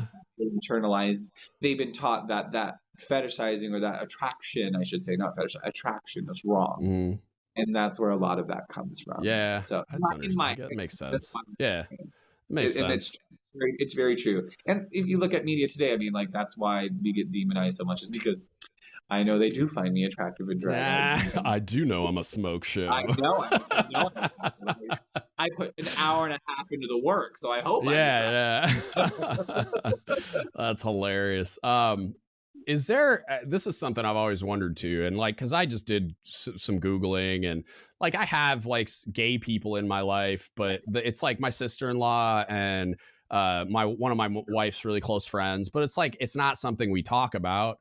And so it's just like the anecdotal experience. But is there like a resource that exists somewhere where a leader that's in the position of leading LGBTQ plus sailors, or just people in general, can go to and like learn more to get kind of like the cultural context that we don't have? Because like, I'm doing this Googling and like I'm reading definitions and stuff, and I'm like, some of it I still don't like. Even when I read it, I didn't get it. And it's like, my friend Amber, like Black female veteran, military sexual trauma advocate, insanely amazing human being. She worked for me on my second shore duty a long time ago in a land far, far away.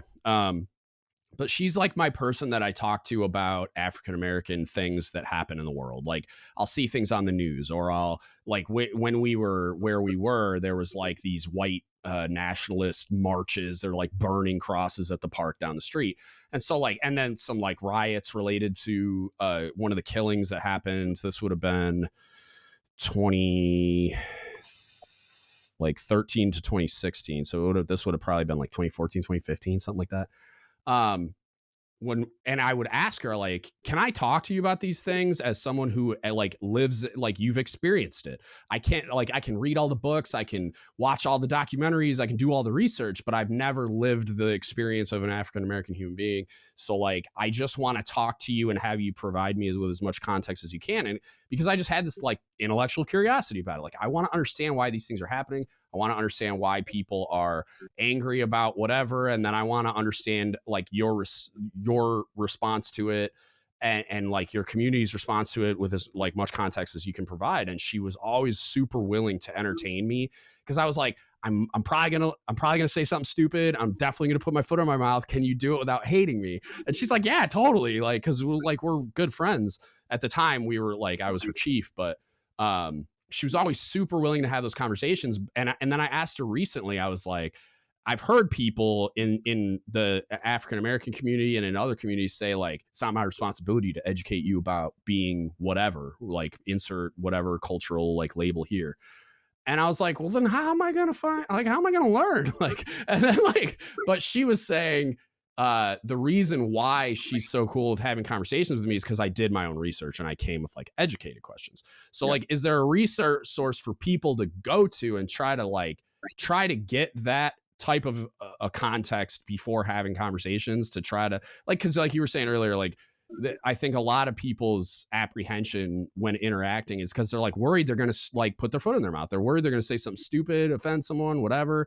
It's like the same thing, like any type of social anxiety. Like you're worried you're going to like say the wrong thing to the person you're talking to, or whatever.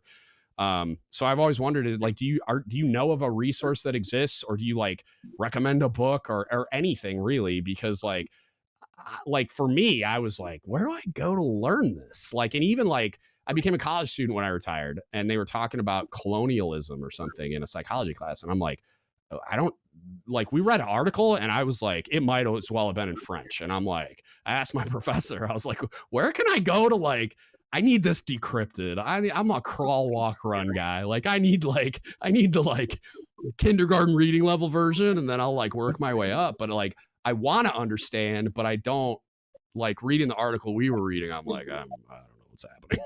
Like, so like, is there something like that out there?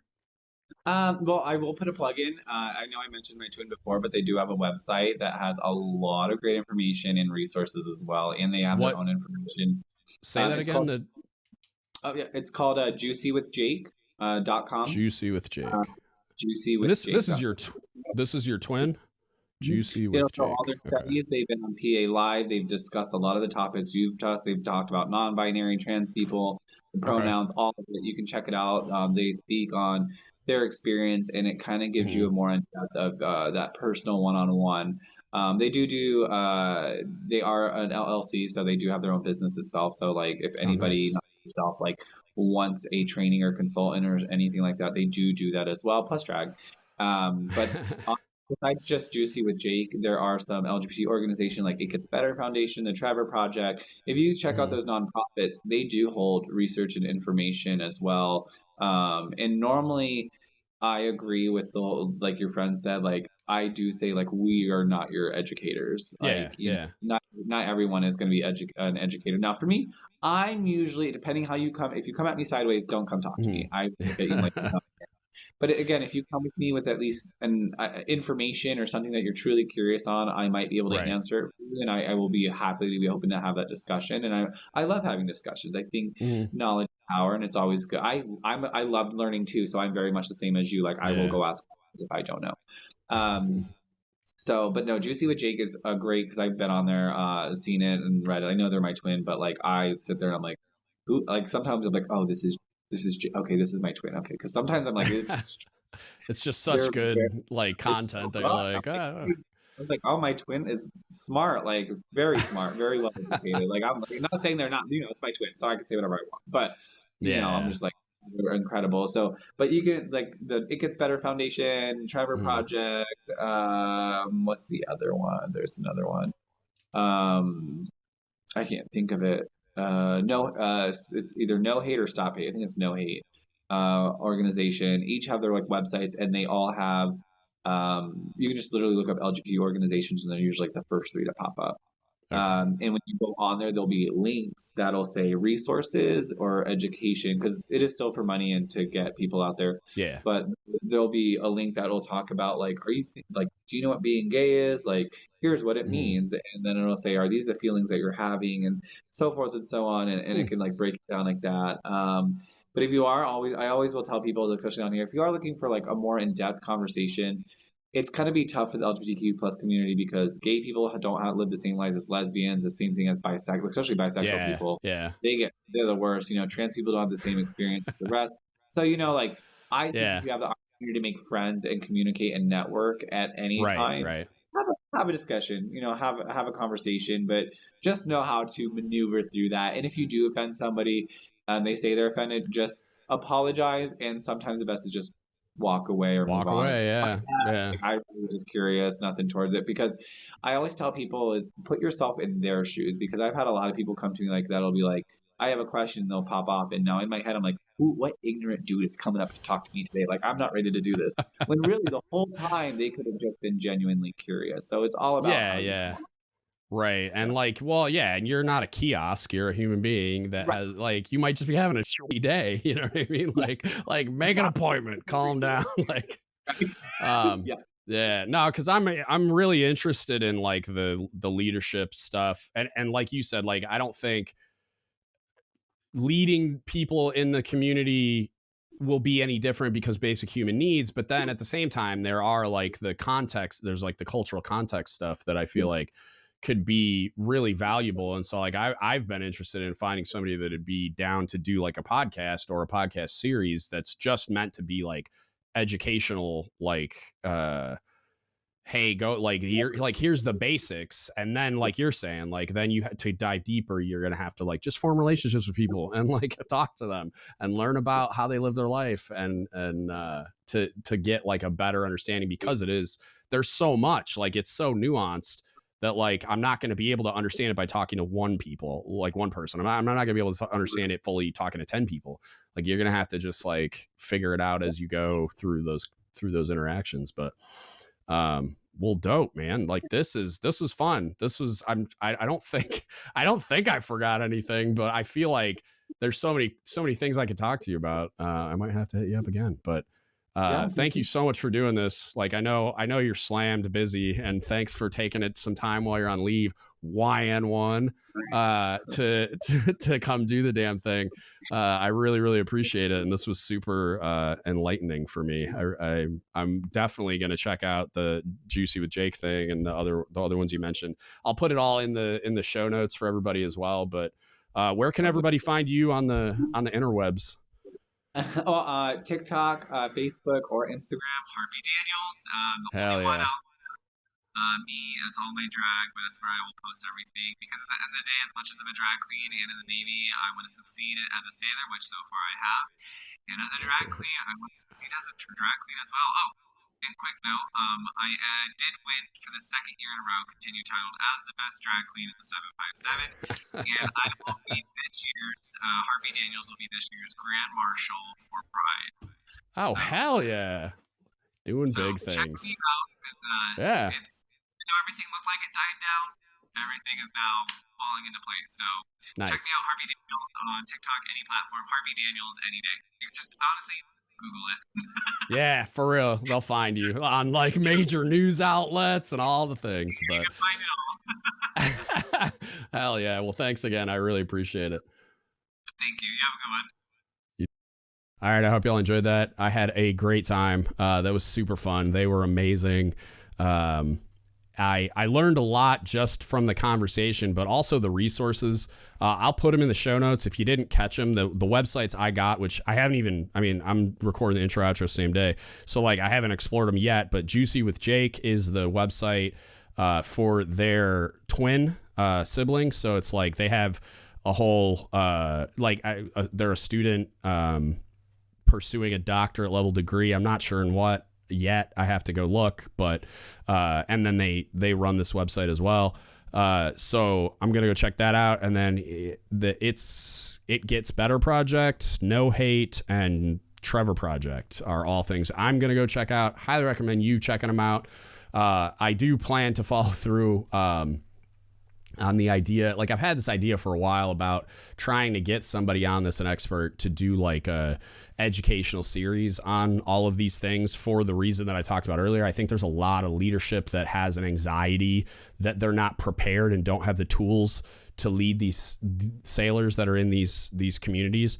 And I think that some basic educational stuff that could be very effectively delivered through podcasts and on YouTube and stuff could dispel that, because I really don't think it's as like big of a hill to climb as people probably build it up to in their mind. It's just like largely it's just some communication. It's just like cultural competence, which I've talked about with Amber. It's like just learn about their culture, just like you would learn about African American culture or like Hispanic American culture, or any different like cultural areas of society. It's like you just go learn about it, and then you're going to be able to communicate well enough. And you're like, what in my experience anyway, and like if I take the time to learn academically as much as I can when I'm having those conversations, it's like those people are going to pick up on the fact that, oh, like you've studied a little bit, huh? And they like that's meaningful to people. If you care enough to learn about what they do, that's going to be meaningful, and they're going to be like they're going to realize that and understand that you're trying and be willing to have a conversation with you. And if you screw up, like Josh told me during the podcast, like if you screw up something like pronouns, like, which I think I did, I'm pretty sure I did in the intro. I'm going to have to go back and listen to it. But they just corrected me. And it's like, it's not a big deal. It's not necessarily a conflict. If it's just like the other day, one of my supply officers, we had lunch, and we never got to have like a going away lunch when I retired. And he made me you can kind of see it back up there. He made me like this hammer as like a going away gift. He spelled my name wrong. I worked with this dude for years. Great dude. Love him to death. He definitely knows what my name is, but he just like messed up. It was just a human error moment. Spelled it wrong. Didn't spell check it, which is hilarious because he used to be the one that was like correcting everybody's spelling on names for like all the brass and plaques and all stuff for the people either winning awards or leaving the command or whatever. So it was kind of funny. And I told him, I don't even want you to fix it because I think it's hilarious. But I corrected him and we laughed about it and it was whatever. It's not always like a conflict. It's not a big deal. And that's exactly how Joshua explained it to me. I think there's a lot of anxiety out there with leadership that is unfounded and not necessary and probably just creating a artificial barrier between you and the sailor you're trying to reach. So hopefully I can find a good partner in crime for that and do an educational series on that. I would love to do one with like a trans sailor or like just a trans, like an expert. In my mind, it makes sense for them to be in the military just because then they understand the context and the people we're trying to reach and have an understanding of military leadership. But either way, like if I can do it, great. If not, there's resources out there. Go check them out. I think it'll add to your ability to communicate with the sailors that you're trying to lead. And that's all we're trying to do here anyway. So with that, if you need anything from us, hit us up. Don't Give Up the Ship Podcast at gmail.com. You can Facebook message us, Don't Give Up the Ship Podcast, or you can DM us on Instagram, Reddit, or Discord at dgutspodcast. If you want to support us, there's a donate button on the website, dgutspodcast.com. Or you can go to Don't Give Up the Ship Apparel. It's dgutspodcast.com. Get yourself some Naval Pride and Heritage gear you'll actually wear in public. Or patreon.com/dgutspodcast. Probably the best way. It helps us pay the bills, keep the lights on, and expand the platform. We really, really appreciate it if you're able to. Patreon.com/dgutspodcast. Pick one of the 5 tiers and become a member. It means a ton. It helps so much. If you can't spend the scratch, I understand. Just go to YouTube, podcast platforms, social media, whatever you can do to interact, share the content, tag your friends, review us, subscribe on YouTube, anything. It helps. And it doesn't cost you a dime. It just costs you a little bit of your attention, which presumably if you're watching this, you're already providing anyway. Like you're already consuming the content. So if you want to help, but you don't have any like disposable income that you can devote to supporting us, I totally understand. It helps a ton if you can like, share, subscribe, review, tag your friends, whatever, like all of the interactions on social media and other platforms. Those inputs help get the word out, spread the word, all like get what I'm trying to talk, like I'm trying to talk in algorithm, but like it feeds the algorithm and gets the reach up. God, I'm a dinosaur. Anyway, those are the best ways to support us if you can and you're willing. And with that, that's it. That's what I got for you today. Thank you so much for listening, and don't give up the ship. Hey, big shout out to our level 5 patrons, William McIver and Victoria Livingood, to all the other patrons and everyone that supports us. We couldn't do it without you. You're allowing us to expand the platform, pay all these bills, and continue to push out just awesome content for you as much as is humanly possible. And we really, really appreciate you. Thank you so much. Please hit the like button, drop a comment down below on what you thought, and subscribe to the channel.